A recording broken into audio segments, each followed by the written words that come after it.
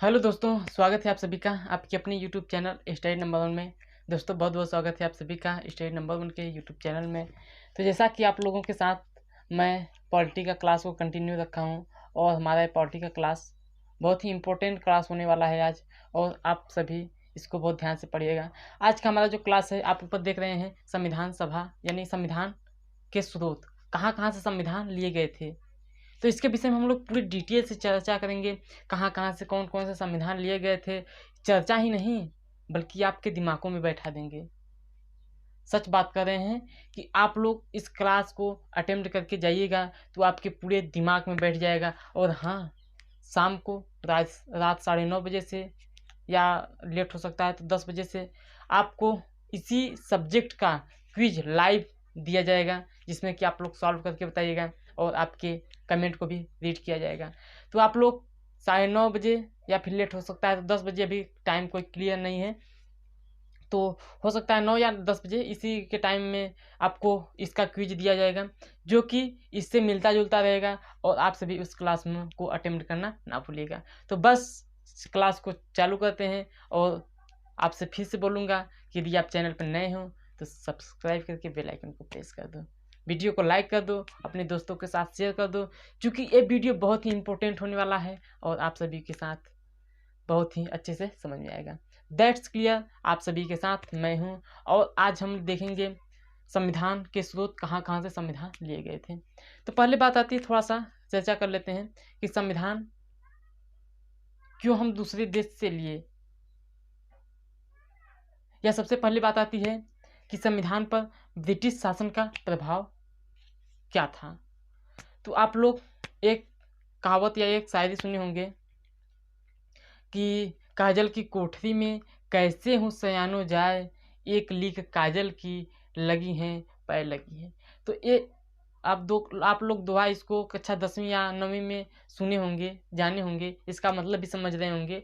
तो वही है, भारतीय संविधान पर ब्रिटेन का प्रभाव क्यों इतना पड़ा, यानी कि भारतीय संविधान पर सबसे ज़्यादा प्रभाव किस देश का पड़ा, तो वो है ब्रिटेन। ब्रिटेन से आप लोग जानते ही हैं। तो ब्रिटेन का इसीलिए प्रभाव पड़ा क्योंकि जब भारत पर ब्रिटेन का पूरा कब्जा है तो जरूर न कुछ ब्रिटेन का यहाँ पर नीति लगेगा। तो इसी प्रकार से हम लोग चालू करते हैं। सबसे पहले आज हम लोग देखेंगे कि भारत संविधान यहाँ क्या है, भारत शासन अधिनियम 1935 से। आप लोग जानते होंगे 1935 ईस्वी में, भारत शासन अधिनियम 1935 ईस्वी में जितने भी अधिनियम, जितने भी अनुच्छेद बने, जितने भी अनुच्छेद भारत के संविधान में लाए गए, वो सबसे बड़ा विदेशी स्रोत संविधान का था। कहा जाता है इनमें, भारत के संविधान में 395 अनुच्छेद थे, और 395 अनुच्छेद में से 250 अनुच्छेद भारत शासन अधिनियम 1935 के द्वारा लाया गया। तो आप लोग जान सकते हैं कि भारत शासन अधिनियम 1935 का रोल भारतीय संविधान में कितना बड़ा प्ले होता है, आप इसका अंदाज़ा नहीं लगा सकते हैं। इसी संविधान को या इसी अधिनियम को पंडित जवाहरलाल नेहरू ने बिना ब्रेक का इंजन कहा था। किसको? बिना ब्रेक का इंजन। हालांकि कल लाइव क्लास हुआ था, उसमें हमने आपसे क्वेश्चन पूछा था बट भूल गया बताने के लिए। तो इसी संविधान को, भारत शासन अधिनियम 1935 ईस्वी को पंडित जवाहरलाल नेहरू ने बिना ब्रेक का इंजन कहा। तो आप लोग अनुमान लगा सकते हैं कि इसमें कोई ब्रेक नहीं है। तो हम लोग स्रोत तो देखेंगे विदेशी संविधान से, विदेशी देश से, बट अब भारत शासन अधिनियम 1935 ईस्वी में बहुत सारा अनुच्छेद जुटा है। तो क्या हमको सभी पढ़ना है? नहीं पढ़ना है, हमको 2-4 इंपॉर्टेंट है उसको पढ़ लेना है। और यहाँ से क्वेश्चन क्या बनेगा वो भी बता दे रहा हूँ। यहाँ से क्वेश्चन बनेगा कि भारतीय संविधान में किस किस अधिनियम का सबसे अधिक प्रभाव पड़ा, तो वो है भारत शासन अधिनियम 1935 ईस्वी में। तो चलिए दोस्तों, हम लोग चालू करते हैं कि भारत शासन अधिनियम 1935 ईस्वी में, लाइट कट गई, चलिए आने दीजिए। तो चलिए दोस्तों, हम लोग कहाँ पे थे? भारत शासन अधिनियम 1935 यानी कि भारत शासन अधिनियम 1935 से संविधान में कौन कौन से अंग लिए गए थे उसको हम लोग देखेंगे। हालांकि संपूर्ण को तो नहीं देख सकते, बट कुछ इंपॉर्टेंट जो है उसको देख लेंगे, देखने का प्रयास करेंगे। तो पहला क्या है, पहले नंबर पे क्या है, न्यायपालिका। फर्स्ट नंबर पर क्या है, न्यायपालिका। और सेकंड नंबर पर क्या है, और क्या लिया गया था, तो कैग, CAG। हालांकि यहाँ नहीं दिख रहा होगा, क्या आप सभी को लगता है ऐसा, हमको नहीं दिख रहा होगा, CAG, CAG। और क्या है, और लोक सेवा आयोग, लोक सेवा आयोग क्या है, लोक सेवा आयोग। देख लें दिख रहा है कि नहीं आप सभी को, तो कैग दिख रहा है, लोक सेवा नहीं दिख रहा है। यहाँ पर ये जो है लोक सेवा नहीं दिख रहा है, तो आप दिख लीजिएगा। पहले क्या है, न्यायपालिका, कैग, लोक सेवा आयोग। न्यायपालिका क्या है, न्यायपालिका जैसे हो गया सुप्रीम कोर्ट हो गया, हाई कोर्ट हो गया, डिस्ट्रिक्ट कोर्ट हो गया। इस प्रकार से जो भी न्यायपालिका यानी कि न्याय देने का जो कार्य होता है उसे न्यायपालिका कहते हैं। तो न्यायपालिका हो गया, कैग हो गया, कैग जिसे कंट्रोलर ऑडिटर जनरल कहते हैं, लोक लेखा इसका उल्लेख संविधान के 148 अनुच्छेद में है, 148 अनुच्छेद में है। और क्या है, लोक सेवा आयोग। इस प्रकार से ये 3 है। और इसमें हम लोग बता चुके हैं आपको कि इसमें टोटल 395 अनुच्छेद में से 250 अनुच्छेद यहीं से उठा लिए गए थे। तो सभी को पढ़ना उचित नहीं है, बस हम लोग यहाँ पर चलते हैं। अब चलता है हमारा ब्रिटेन के संविधान के। तो हम लोग बता चुके हैं कि ब्रिटेन के संविधान से बहुत अधिक प्रभावित था हमारा संविधान। तो ब्रिटेन का जो संविधान है इसमें कौन कौन से भाग लिए गए थे, कौन कौन से अधिकार लिए गए थे। तो सबसे पहले आता है संसदीय शासन व्यवस्था। क्या है, संसदीय शासन व्यवस्था। फर्स्ट सेकंड नंबर क्या है, ये ब्रिटेन में सबसे पहले क्या लिया गया था, तो संसदीय शासन व्यवस्था। और दूसरा क्या है, संसदीय विशेषाधिकार, संसदीय विशेषाधिकार,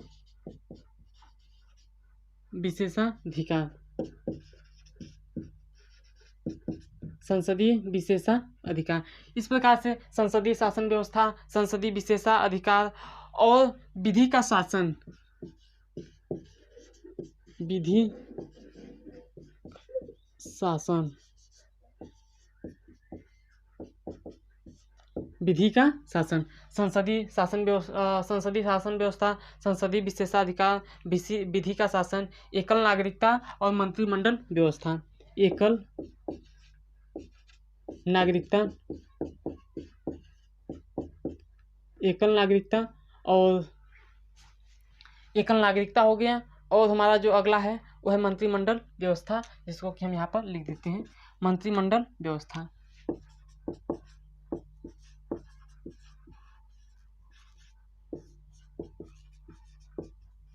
मंत्रिमंडल व्यवस्था।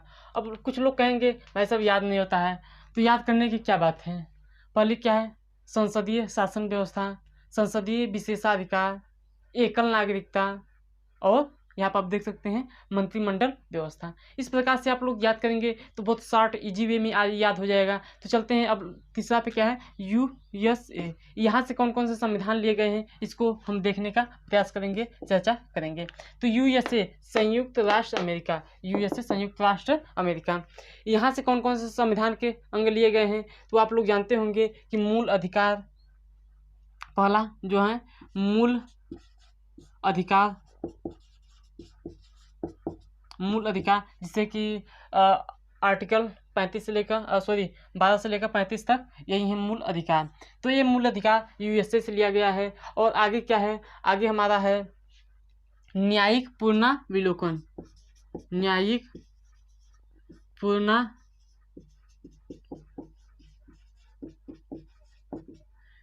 पुनर्विलोकन होता है कि जैसे कि कोई लोकसभा या राज्यसभा कोई भी नियम बनाती है, तो उस नियम को फिर से चेक किया जा सकता है, यानी कि न्याय पुनः से उसको चेक किया जा सकता है, पुनः से उसको दिया जा सकता है। तो इस प्रकार से यूएसए में मूल अधिकार, न्यायिक पुनरावलोकन और क्या लिए गए हैं, तो संविधान की सर्वोच्चता और निर्वाचित राष्ट्रपति, संविधान की सर्वोच्चता संविधान की सर्वोच्चता लिया गया है और संविधान की सर्वोच्चता, और यहाँ पे क्या लिया गया था, एकल नागरिकता। तो यहाँ संविधान की सर्वोच्चता हो गया और महाभियोग,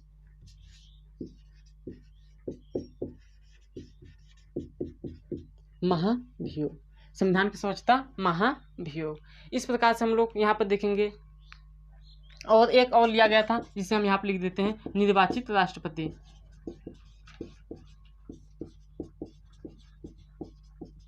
निर्वाचित राष्ट्रपति इस प्रकार से लिया गया है। आप लोग देख सकते हैं भाषा अधिनियम से क्या क्या, ब्रिटेन से, यूएसए से। अब चलते हैं हम लोग कनाडा से। कनाडा के संविधान से क्या क्या लिया गया है। तो सबसे पहले बात आती है कनाडा के संविधान से। तो कनाडा के संविधान से संघात्मक व्यवस्था,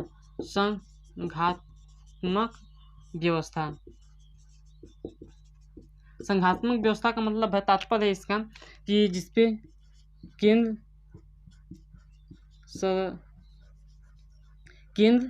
केंद्र सरकार और राज्य सरकार के बीच में शक्तियों का बंटवारा, इस प्रकार से है संघात्मक व्यवस्था में। और आगे क्या है, शक्तियों का विभाजन भी इसी प्रकार से है। शक्तियों का विभाजन,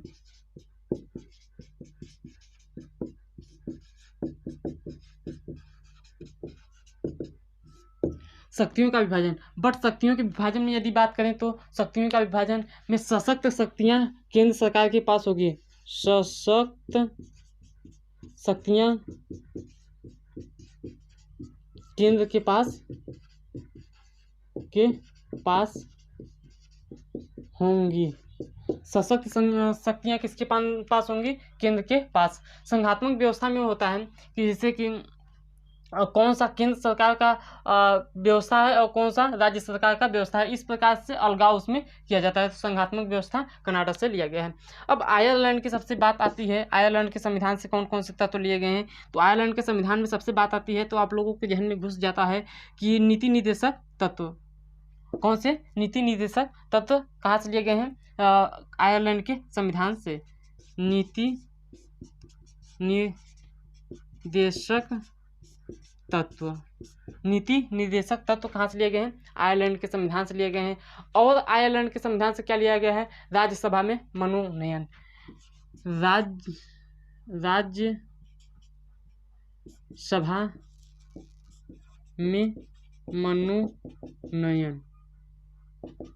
राज्यसभा में मनोनयन। देखिए राज्यसभा में मनोनयन क्या होता है कि जो केंद्र राष्ट्रपति होते हैं, राष्ट्रपति सदस्यों को बुलाते हैं और उस सदस्यों में से 12 सदस्यों को चुन लेते हैं। राज्यसभा में बैठक होती है, बैठक में 12 सदस्यों को चुनते हैं। उसी 12 सदस्यों के चुनने की प्रक्रिया को राज्यसभा में मनोनयन, यानी कि राज्यसभा में सदस्यों का मनोनयन, इस प्रकार से आप लोग यहाँ पर देखेंगे। तो आयरलैंड के संविधान से नीति निर्देशक तत्व लिया गया है और राज्यसभा में मनोनयन लिया गया है। अब थोड़ा सा चलते हैं दक्षिण अफ्रीका। तो दक्षिण अफ्रीका आप लोग जानते होंगे, दक्षिण अफ्रीका कहाँ का है, साउथ इंडियन जिसे कहते हैं। तो चलिए दक्षिण अफ्रीका की बात आती है तो आप लोगों के जहन में घुस जाता होगा कि संविधान में संशोधन की प्रक्रिया, संविधान में संशोधन की प्रक्रिया कहाँ से ली जाती है, तो दक्षिण अफ्रीका में संविधान संशोधन की प्रक्रिया ली जाती है। अब चलिए आगे की ओर चलते हैं, फ्रांस। थोड़ा सा दक्षिण अफ्रीका को याद कर लेते हैं, संविधान में संशोधन की प्रक्रिया किस प्रकार से होती है। तो हम कुछ लोग इसका ट्रिक बनाते हैं। ट्रिक क्या है कि संविधान यानी कि दक्षिण अफ्रीका में बहुत खिलाड़ी होते हैं, जैसे कि क्रिकेट खिलाड़ी होते हैं। क्रिकेट खिलाड़ी बहुत अच्छे से खेलते हैं बट कभी भी मैच जीत नहीं पाते हैं। तो वहाँ की सरकार कहती है कि हमारे प्लेयर्स में कुछ संशोधन करना चाहिए। तो उसी से रिलेटेड कहते हैं कि यहाँ पर संशोधन यानी कि संविधान में संशोधन की प्रक्रिया यहीं से ली गई है। यानी कि एक ट्रिक था जिससे कि हम लोग लंबे समय तक याद कर सकें। अब 7वें नंबर पे आता है फ्रांस। फ्रांस में कौन कौन से लिया गया है फ्रांस के संविधान में? तो फ्रांस के संविधान में सबसे पहले आता है स्वतंत्रता आ गया। स्वतंत्रता के बाद में समानता एवं बंधुत्व एवं गणतंत्र, ये सब कहाँ से लिए गए हैं? ये सब आपको लिया गया है फ्रांस से। फ्रांस से स्वतंत्रता, समानता, बंधुत्व एवं गणतंत्र। अब यहाँ पर देख लेते हैं गणतंत्र का क्या तात्पर्य है। गणतंत्र का तात्पर्य है कि कोई भी किसी भी देश का, यानी कि कहीं भी अगर गणतंत्र शब्द यूज करते हैं तो समझ लीजिएगा कि किसी भी देश के राष्ट्रपति का निर्वाचन वंशानुगत क्रम में न हो। वंशानुगत क्रम से मतलब क्या है कि वंश के आधार पर, जैसे कि बाप यदि राजा है तो उसका पुत्र भी राजा होगा, फिर उसका पुत्र भी राजा होगा, फिर उसका पुत्र भी राजा होगा। तो इस प्रकार से जो राज्य यानी कि जिस प्रकार से राजा चुने जाते हैं उसे क्या कहते हैं हम लोग? वंशानुगत क्रम कहते हैं। बट यदि गणतंत्र का शब्द यूज हुआ है तो वहाँ पर हम लोग देखेंगे कि वंशानुगत क्रम का होना अनिश्चित हो, यानी कि वंशानुगत क्रम न हो और वहाँ जनता द्वारा राष्ट्रपति का अप्रत्यक्ष रूप से चुनाव होना चाहिए।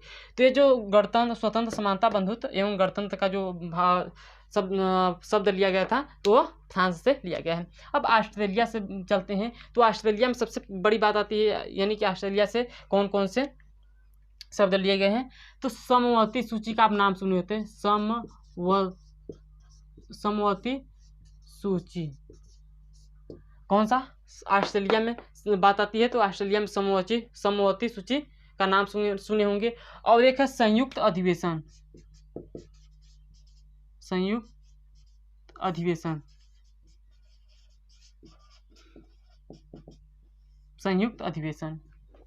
देखिए समवर्ती सूची क्या है? सूची 3 प्रकार की होती है जो कि अनुसूची 7 में दिया गया है। अनुसूची 7 में दिया गया है। सूची 7 प्रकार की होती हैं। 3 प्रकार की होती हैं, संघ सूची, राज्य सूची, समवर्ती सूची। पहले क्या था? 2 सूची थी। 2 सूची में क्या थे? 2 सूची कौन कौन सी थी? संघ सूची, राज्य सूची। संघ सूची क्या होता है? जिनमें नियम कानून या जिसमें कार्य करने का अधिकार केंद्र सरकार को हो उसे संघ सूची कहते हैं। राज्य सूची जिस पर अधिकार केंद्र राज्य सरकार का हो उसे राज्य सूची कहते हैं। समवर्ती सूची में क्या होगा? केंद्र और राज्य दोनों का अधिकार हो, इसे क्या कहते हैं? समवर्ती सूची। तो समवर्ती सूची का यदि शब्द लिया गया है तो वह है कहाँ से? आप देख सकते हैं ऑस्ट्रेलिया से लिया गया है। तो इस प्रकार से याद कीजिएगा। और एक संयुक्त अधिवेशन। संयुक्त अधिवेशन क्या है कि कोई विधेयक लोकसभा एवं राज्यसभा में पारित न हो पाए, यानी कि कोई भी अधिवेशन लोकसभा और राज्यसभा में प्रस्तावित न हो पाए तो क्या करेंगे हम लोग? तब राष्ट्रपति एक बैठक बुलाती है, एक अधिवेशन बुलाती है और उस अधिवेशन में वह निर्णय लेती है और उस अधिवेशन का जो कार्यभार संभालती है वो लोकसभा संभालती है। तो इस प्रकार से हम लोग देख लेंगे कि संयुक्त अधिवेशन यहाँ पे है। जर्मनी से कौन कौन से संविधान लिए गए हैं? तो जर्मनी से आप लोगों के ध्यान में भूल जाता है कि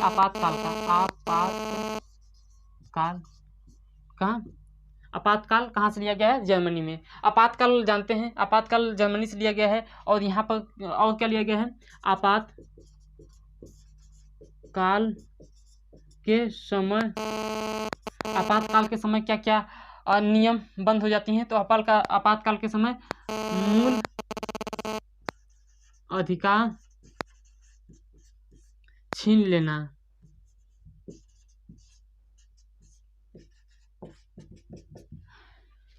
तो जर्मनी के संविधान से क्या क्या लिया गया है? तो जर्मनी के संविधान से आपातकाल का प्रावधान लिया गया है। और क्या है? आपातकाल के समय मूल अधिकार को जनता के द्वारा इज्जतपूर्वक छीन लेना, यानी कि जो आपातकाल के प्रावधान के समय जैसे कि जिस देश में आपातकाल लग गया तो उस समय वहाँ उस देश के लोगों का मूल अधिकार नष्ट हो जाएगा, यानी कि 2 अधिकार को छोड़कर 19 और 22 को छोड़कर सभी को समाप्त कर दिया जाएगा। अब चलते हैं रूस के संविधान से। तो रूस का संविधान जो है, रूस का संविधान से मौलिक कर्तव्य को लिया गया है। यहाँ पर दिख रहा है कि नहीं, देख लें एक बार। हाँ, दिख रहा है। तो रूस के संविधान से मौलिक कर्तव्य को यहाँ से लिया गया है। बट मौलिक कर्तव्य में हम लोग देखेंगे कि मौलिक कर्तव्य को बाद में लिया गया था। मौलिक कर्तव्य यहाँ पर हम लोग देखते हैं, अंडरलाइन कर देते हैं। मौलिक कर्तव्य जो था यहाँ पर देख लीजिएगा कि मौलिक कर्तव्य है। मौलिक कर्तव्य यानी कि हमारा जो संविधान निर्माण हुआ तब मौलिक कर्तव्य नहीं हुआ, मौलिक कर्तव्य को नहीं लिया गया था। तो मौलिक कर्तव्य को कब लिया गया था भाई साहब मेरे? तो 42वें संविधान संशोधन 1976 ईस्वी में इसको लिया गया था। यानी कि मौलिक कर्तव्य को अपने भारतीय संविधान में 42वें संविधान संशोधन 1976 ईस्वी में लिया गया था। आप लोग जानते होंगे कि भारतीय संविधान जो था उसमें 42वां संविधान संशोधन के तहत बहुत से अनेक शब्द जुटे, बहुत से अनेक नियम कानून को जुटे। तो वहीं से 42वें संविधान संशोधन 1976 ईस्वी में यहाँ से जुटा गया था। तो दोस्तों, आज का हमारा ये क्लास था। आपको हमारा क्लास कैसा लगा आप सभी कमेंट बॉक्स में ज़रूर बताइएगा। और यदि वीडियो मेरी अच्छी लगी होगी वीडियो को लाइक कर दीजिएगा और चैनल को सब्सक्राइब करके दूसरे दोस्तों के साथ शेयर कर दीजिएगा। और हाँ, एक इम्पोर्टेंट सूचना कि आज का ये जो क्लास है, इसका क्विज के रूप में 9:30 बजे रात्रि को क्विज के रूप में लाइव टेस्ट लिया जाएगा, जिसमें कि आप लोग ज़्यादा से ज़्यादा लोग पार्टिसिपेंट होंगे। हमें विश्वास है आप लोगों हमारा साथ देंगे। तो चलिए दोस्तों, यहाँ पर इसको पढ़ लीजिएगा और रात में 9:30 बजे आपको लाइव टेस्ट देना होगा। तो चलिए, उम्मीद करता हूँ आप सभी को बहुत अच्छा पसंद आया होगा। मैं अपनी वाणी को यहीं पर विराम देना चाहता हूँ, आपसे अलविदा लेना चाहता हूँ। मिलते हैं नेक्स्ट वीडियो में कुछ नया करने के लिए, कुछ नया सीखने के लिए। तब तक के लिए thank you, all the best, bye bye, धन्यवाद।